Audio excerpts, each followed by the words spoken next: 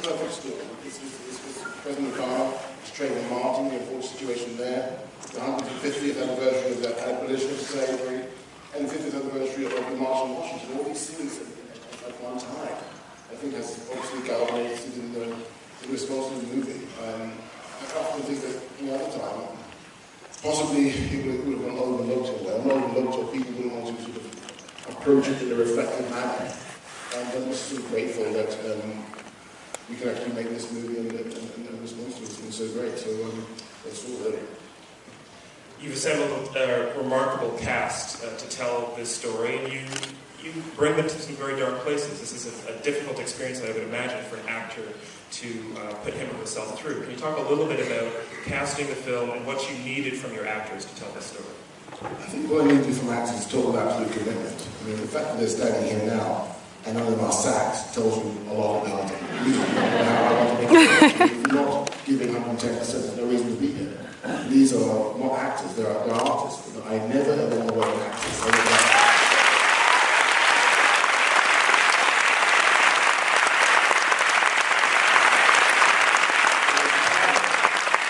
They inspire me, they inspire me with the camera. Hopefully I inspire them, they inspire me. It's a dance, it's poetry, it's cinema. That's what cinema is about, making a story. And particularly this story of slavery, it had to be, history is this very, very strange thing. In a book, it's all this words of a book. But when you see it illustrated on film, within a narrative, it brings another dimension to it. It brings it into the everyday reality. So once I hope at least when people leave the cinema and they exit, the movie continues. But obviously, in the present day, we pass into the present. When you hear from your actors, Chiwetel, you of course having the lead role in a very complex performance, so thank you for that.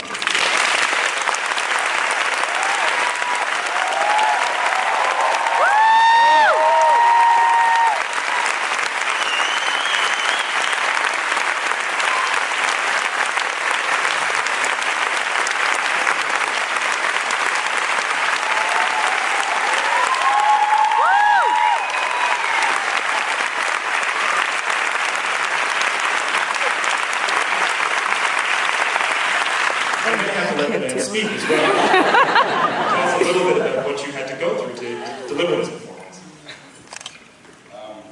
Thank you so much.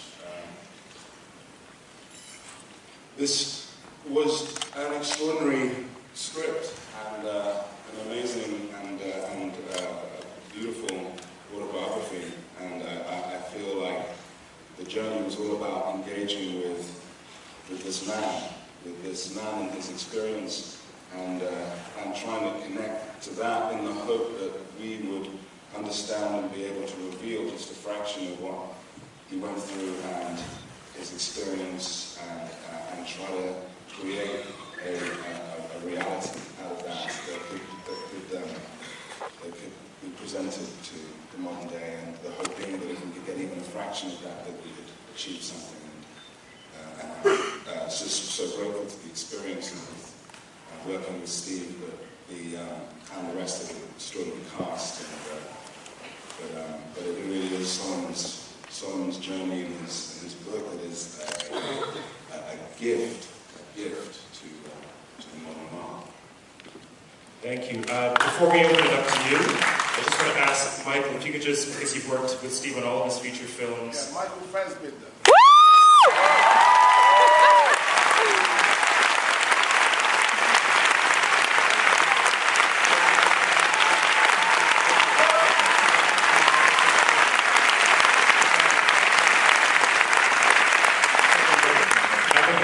I put together one of the great bodies of work in cinema in just 3 films. Can you tell us a little bit about how it is you work together? What does Steve McQueen ask of his actors, and how do you deliver?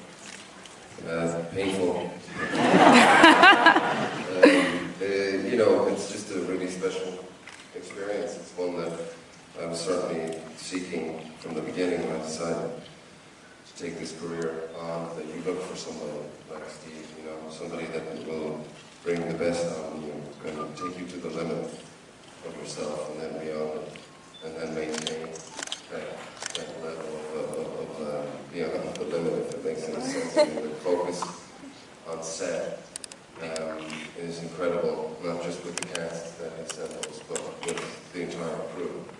And there's just this sort of absolute, do or die philosophy on the set. It's just amazing. The great thing, well, one of the many great things about Steve is that he allows you to believe in your instincts, and so whatever choices you make are the right choices because you're in the right moment. And it's the sort of prep that goes into it. It's the sort of attention, the care, the love that's brought out of these sort of incredibly difficult stories to tell.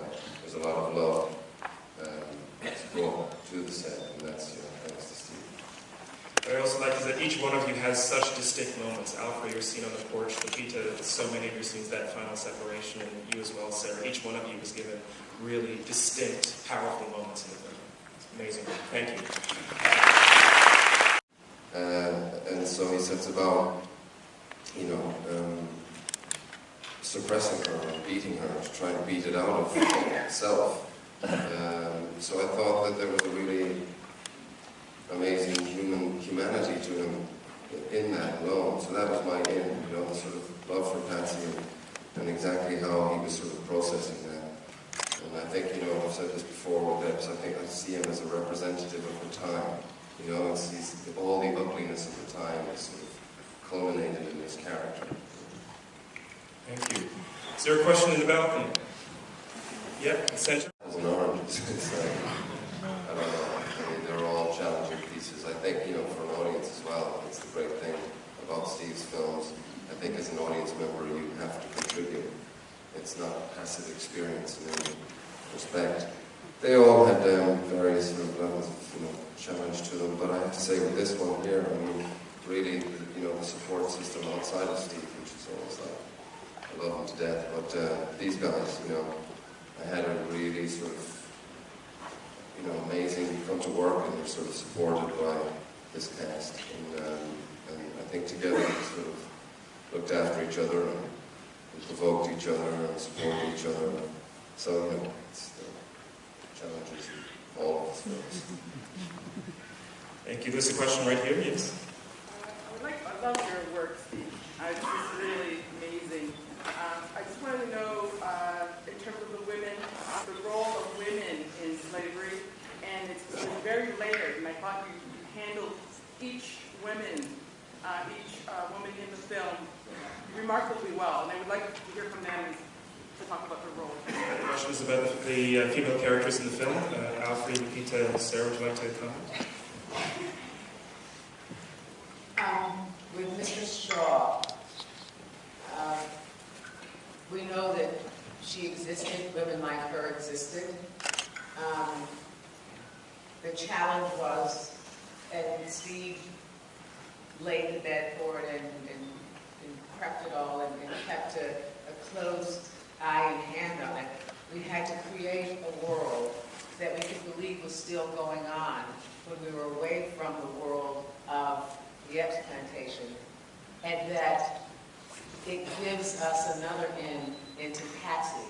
And I think Mrs. Epps could not, Mrs. Shaw she couldn't associate with the other plantation mistresses. She couldn't go into the field, and she loved that. And so there's some nobility in Patsy that she recognizes, although Patsy is in that field picking 500 pounds of cotton a day, she recognizes that in her, and she's company for her. And so it's a world that she desperately needs. She's got other black people waiting on her and screaming, and she calls them big F's as soon as she walks up. But she recognizes a kindred person and starts the process of helping Patsy to understand how to use her power in that world. And the fact that Solomon is learning. Mistress Shaw is not, but she wants somebody when she sees it, and so that's another way of her getting close to his gentility and sophistication. So she creates her own party. These are the only two people that she could possibly have a social life with outside of her husband. For me, Patsy was such an incredible woman in the script, and I was so excited about getting the opportunity to bring her back to life. I mean, she's described as being agile, genial, pleasant-tempered, and the hardest worker of the field. But at the same time, she wishes for her death.